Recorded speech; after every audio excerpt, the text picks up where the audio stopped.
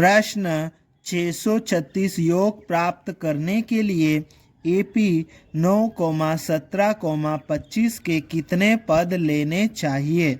इस प्रश्न में हमें यह बताना है कि ये जो AP है इसके कितने पद ले कि उसको जोड़ने पर 636 आ जाए। ठीक है, तो इस प्रश्न को हल करने के लिए हम लिखेंगे हल दिया है और उसके बाद में ये जो AP है इस पूरी AP को हम यहाँ पर लिख लेंगे। ठीक है, AP को लिखने के बाद में हम यहाँ से दो चीज़ें निकालेंगे, प्रथम पद और सार्वंतर। ठीक है, तो लिखेंगे यहाँ पर प्रथम पद A बराबर इस AP का प्रथम पद, पहला पद कितना है 9। ठीक है, तो ये 9 आ जाएगा प्रथम पद।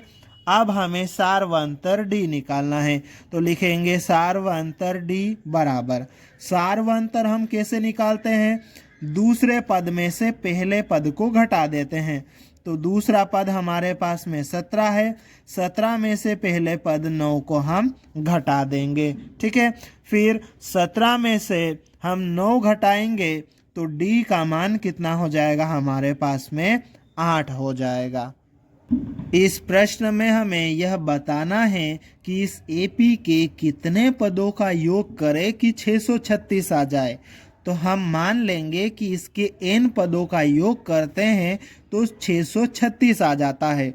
तो लिखेंगे माना कि n पदों का योग Sn बराबर से 636। ठीक है, n पदों का योग का हम यहाँ पर सूत्र लिख लेंगे। ठीक है, अब हम इस सूत्र में मान रखेंगे और सोल्व करेंगे। तो ये n का मान हमें मालूम नहीं है, तो ये n/2 आ जाएगा। ठीक है, फिर कोष्टक के अंदर 2 गुणित A का मान कितना है 9। ठीक है, प्लस n का मान हमें मालूम नहीं है तो n आ जाएगा। D का मान कितना है 8 है। ठीक है, फिर ये कोष्टक बंद, बराबर के उधर कितना है 636। ठीक है, अब हम इसको आगे सोल्व कर लेते हैं, तो ये आ जाएगा n/2 कोष्टक के अंदर 2 गुणित 9, ये कितना हो जाएगा 18, प्लस 8 का अंदर गुणा कर देंगे, 8 का गुणा n के साथ में करेंगे 8n हो जाएगा, 8 का गुणा -1 के साथ में करेंगे ये हो जाएगा -8। ठीक है, फिर कोष्टक बंद, बराबर के उधर कितना है 636। ठीक है, अब ये आ जाएगा n/2। ठीक है, कोष्टक के अंदर ये आ जाएगा 8n। ठीक है, 18 - 8 कितना हो जाएगा +10। ठीक है, और ये बराबर का चिन्ह और बराबर के उधर कितना है 636। अब हम आगे क्या करेंगे, ये n के बटे में ये जो 2 लिखा है इस 2 को बराबर के उधर भेजेंगे तो 636 के साथ में गुणा में चले जाएगा। ठीक है, तो यहाँ पर ये n बचेगा, इस n का अंदर भी गुणा कर देंगे, तो n का अंदर गुणा कर देंगे तो ये 8 n का वर्ग प्लस n का गुणा 10 के साथ में 10n बराबर, बराबर के उधर ये 636, ये 2 को इधर भेजेंगे, बटे में था तो यहाँ पे गुणा में आ जाएगा। ठीक है, अब हमारे पास में ये जो समीकरण आया है इस पूरे समीकरण में 2 का भाग जा सकता है, तो हम लिखेंगे दोनों पक्षों में 2 का भाग देने पर और इस समीकरण में 2 का भाग दे देंगे। तो यहाँ 2 का भाग देंगे तो ये कितना हो जाएगा 4n का वर्ग प्लस 10 में 2 का भाग देंगे तो ये 5n हो जाएगा, बराबर इस पूरे में 2 का भाग देंगे, 2 से 2 कट जाएगा, ये 636 ही रहेगा। ठीक है, अब ये 4n का वर्ग प्लस 5n, ये 636 उधर प्लस का है, बराबर के इधर ले आएंगे तो ये माइनस का 636 हो जाएगा। ठीक है, और बराबर के उधर क्या है 0। इस प्रकार से हमें एक द्विघात समीकरण मिला है। इस द्विघात समीकरण को हल करने के लिए हम गुणनखंड विधि का प्रयोग करेंगे, और जब हम गुणनखंड विधि से द्विघात समीकरण को हल करते हैं तो उसके मिडिल टर्म को बांटकर उस द्विघात समीकरण के दो टुकड़े करते हैं।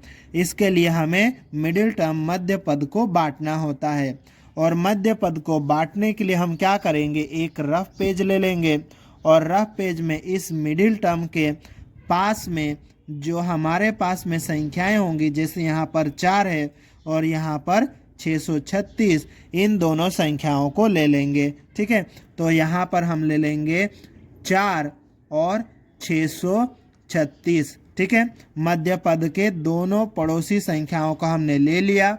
अब हम इनका गुणा कर देंगे। 4 और 636 का गुणा करेंगे तो यहाँ पर कितना आ जाएगा, 2544। ठीक है, अब हम इस 2544 के फैक्टर निकालें तो ये निकालना हमारे लिए थोड़ा सा मुश्किल हो जाएगा, क्योंकि बहुत सारे इसके फैक्टर हो जाएंगे। ठीक है, तो इसके लिए हमें क्या करना है, एक छोटी सी चीज़ याद रखना है। क्या याद रखना है कि ऐसी दो संख्याएं जिनका गुणा करने पर 2544 आए और जोड़ने या घटाने पर 5 आ जाए। ठीक है, ऐसी दो संख्याएं हमें याद रख लेना है। तो ऐसी संख्याएं कौन कौन सी है, ऐसी संख्याएं हैं 53 और 48। 53 और 48 का गुणा करेंगे तो कितना आ जाएगा, 2544, और 53 में से 48 को घटाएंगे तो कितना आ जाएगा, 5 आ जाएगा। पर हमें 5n चाहिए तो हम यहाँ पर n लगा देंगे सब में, तो ये 53n माइनस 48n कितना हो जाएगा, 5n। तो हम यहाँ पर 5n की जगह पर 53n माइनस 48n लिख सकते हैं। ठीक है, तो हम यहाँ पर लिख देते हैं, यह आ जाएगा 4n का वर्ग प्लस 5n की जगह पर 53n माइनस 48n और फिर ये माइनस 636 बराबर 0। अब हम यहाँ पर क्या करते हैं, ये दो दो का जोड़ा बना लेते हैं। ठीक है, अब देखो इस जोड़े में से क्या कॉमन आ रहा है, यहाँ 4 है, यहाँ 53 है, तो संख्या तो कोई भी कॉमन नहीं आ रही है। यहाँ n है, यहाँ भी n है, तो n कॉमन आ जाएगा यहाँ से। ठीक है, तो n हम बाहर ले लेंगे। ठीक है, तो यहाँ पे 4 और ये n का वर्ग मतलब n गुणित n, एक n गया तो एक n यहाँ पे बच जाएगा। ठीक है, प्लस यहाँ से n गया तो क्या बचेगा, ये बचेगा 53। ठीक है, फिर अब देखना यहाँ से क्या कॉमन आएगा, यहाँ से क्या कॉमन आ रहा है, तो यहाँ से 12 कॉमन आएगा। कैसे आएगा ये आपको याद रखना है। 12 से 48 में भी भाग लगा सकते हैं और 636 में भी भाग लगा सकते हैं।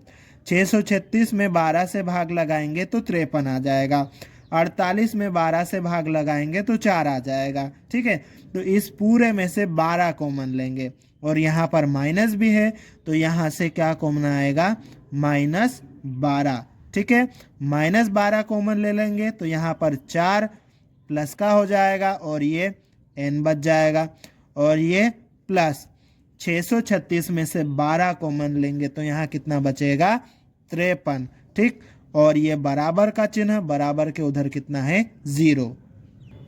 अब इस पूरे को एक जोड़े की तरह हम देखेंगे तो देखो ये कोष्टक के अंदर 4n प्लस 53, यहाँ पर भी 4n प्लस 53, तो इस 4n प्लस 53 को हम कॉमन लेंगे तो अंदर क्या बचेगा, n माइनस 12 बराबर 0। ठीक है, इस प्रकार से ये द्विघात समीकरण था, इसके दो टुकड़े हो गए। अब इन दोनों टुकड़ों को हम 0 के बराबर रखेंगे। ठीक है, तो ये हो जाएगा 4n प्लस 53, ये पहला टुकड़ा, इसको 0 के बराबर लिख देंगे, फिर या लिखेंगे, फिर ये दूसरा टुकड़ा n माइनस 12, इसको भी 0 के बराबर रख देंगे। ठीक है, अब आगे सोल्व कर लेते हैं। तो देखो यहाँ पर ये 4n बराबर 53 को उधर भेजेंगे तो यह हो जाएगा 0 माइनस 53, फिर 4n बराबर 0 माइनस 53 कितना आएगा -53। अब हमें यहाँ पर n का मान निकालना है। n के साथ में 4 चिपका हुआ है मतलब गुणा में है, बराबर के उधर जाएगा तो -53 के बटे में चले जाएगा, तो ये n बराबर हो जाएगा -53/4। ठीक है, अब हम यहाँ पर या लिख देते हैं। ठीक है, और इसको सोल्व कर लेते हैं तो यह आ जाएगा n बराबर 0, 12 उधर माइनस का इधर जाएगा तो प्लस का 12 हो जाएगा। फिर n बराबर 0 + 12 कितना हो जाएगा 12। ठीक है, इस प्रकार से हमें n के दो मान मिले। n का एक मान है -53/4 और n का एक और मान है 12। n क्या है यहाँ पर पदों की संख्या, समांतर श्रेणी के पदों की संख्या। समांतर श्रेणी के पदों की संख्या माइनस में नहीं हो सकती है, मतलब n का मान -53/4 नहीं हो सकता, तो n का मान कितना होगा 12, क्योंकि समांतर श्रेणी के पदों की संख्या एक धनात्मक पूर्णांक होती है। ठीक है, अतः n बराबर 12 हमारा उत्तर होगा।